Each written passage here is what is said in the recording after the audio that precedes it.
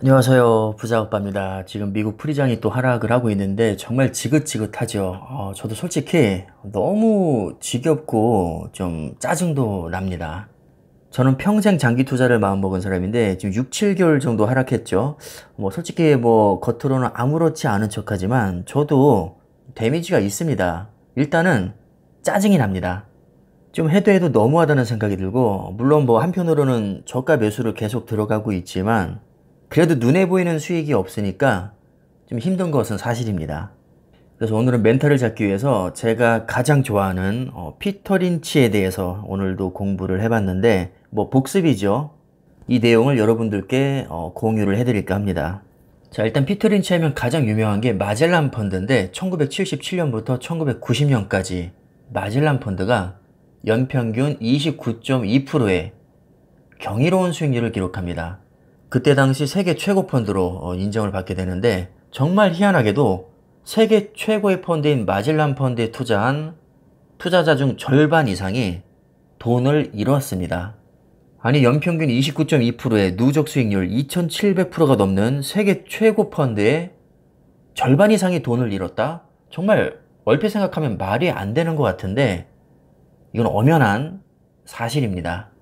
그 이유를 분석해봤더니 펀드 수익률이 높아지면 개미떼같이 달라붙어서 가입을 하고, 수익률이 조금만 낮아져도 환매하는 단기 대응을 했기 때문에 절반 이상이 돈을 벌지 못한 겁니다. 자, 우리 모습과 똑같습니다. 또 피터 린치는 투자자들에게 잘 아는 것에 투자하라고 조언을 합니다. 저는 그래서 제가 가장 잘 아는 반도체와 기술주에 집중적으로 투자하고 있습니다. 저는 실제로 20년 동안 수많은 컴퓨터를 조립하면서 삼성전자 램을 직접 써왔고 남들에게도 조립을 해줬습니다. 그리고 삼성 SSD 지금 제 컴퓨터에도 꽂혀 있습니다. 또 제 컴퓨터에는 AMD CPU가 들어가 있고 마이크로소프트 윈도우 10이 탑재되어 있습니다. 그리고 제가 지금 쓰고 있는 스마트폰 삼성전자 갤럭시 S20입니다. 그리고 제가 지금 찍고 있는 영상 이따 유튜브에 올릴 건데, 여러분들 지금 유튜브로 제 영상을 보고 계신 거죠? 유튜브는 구글 겁니다. 제가 반도체와 기술주에 투자하는 이유는 아주 단순합니다. 제가 그나마 가장 잘 아는 분야이고 실제로 실생활에서 많이 이용하고 있기 때문입니다. 또 피터 린치는 이런 말을 했습니다. 일반 투자자들이 펀드 매니저들보다 오히려 더 수익을 낼 확률이 높다. 왜냐하면 일상생활에서 좋은 회사들을 접할 수 있기 때문이다. 제가 방금 했던 얘기와 일치하죠. 펀드 매니저는 월스트리트에 갇혀있기 때문에 저평가된 기업을 알기 어렵다고 봤습니다. 그래서 피터 린치는 사무실이 아닌 길거리를 걷거나 마트에서 물건을 고르면서 투자 대상을 선발했다고 합니다. 또 기업에 투자할 때 왜 다른 기업 말고 그 기업에 투자해야 하는지 초등학생에게 설명할 수 있어야 한다고 얘기했습니다. 저는 초등학생한테 설명할 수 있습니다. 주식으로 돈을 잃는 것은 부끄럽지 않은 일이라고 했습니다. 정말 부끄러운 행동은 기업 전망이 나빠지고 있는 기업을 추가 매수하는 일이라고 했습니다. 자, 지금 주가 빠지고 있는 게 기업들이 실적을 못 내거나 전망이 어둡거나 뭐 대표가 횡령을 했거나 기업 자체에 문제가 있어서 빠지는 게 아니죠. 외부적인 요인으로 빠지고 있는 겁니다. 주식시장에서는 단기적으로는 주가의 방향과 기업의 흥망이 일치하지 않을 수 있다고 하는데 지금이 바로 그 시기입니다. 하지만 장기적으로 100% 일치한다고 얘기를 합니다. 그래서 우리는 장기 투자를 하는 거죠. 모든 투자자는 주식 투자를 할 만한 두뇌가 있으나 모든 투자자가 평정심을 잘 유지할 수 있는 것은 아니며, 급락해서 주식을 매도하는 실수를 범하는 투자자는 주식이 아닌 다른 투자 상품을 찾아보라고 했습니다. 자, 우리는 지금 급락장에서 매도하지 않고 오히려 적립식으로 수량을 늘려나가고 있죠. 왜냐하면 기업의 가치에 아무 문제가 없고 오히려 가치가 더 올라가고 있기 때문입니다. 기업의 가치는 올라가는데 주가가 급락한다? 이보다 더 좋은 기회는 없습니다.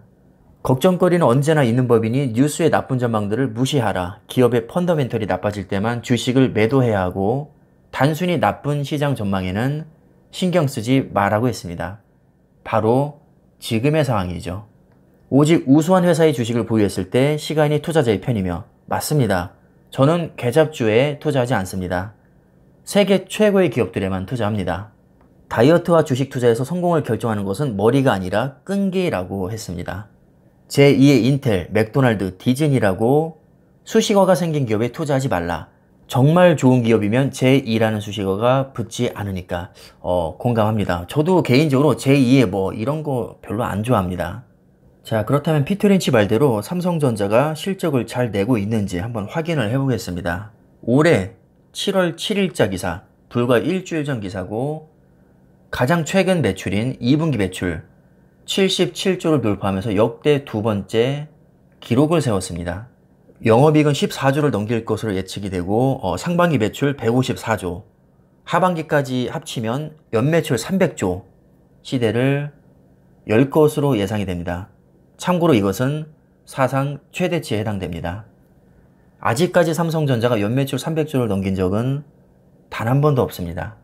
그럼 전망은 어떠냐? 전 세계 인공지능 반도체 시장 전망 추이를 보면 2017년에 170억 달러, 2020년 320억 달러, 2025년 650억 달러. 어마어마한 속도로 시장 규모가 커지고 있습니다. 또 다른 기사를 보면 공기와도 같은 존재, 반도체가 뭐길래 4차 산업혁명을 이끄는 신석유, 석유와 비교를 하고 있습니다. 그리고 미국과 중국의 패권 갈등의 핵심 요인이 바로 반도체였죠.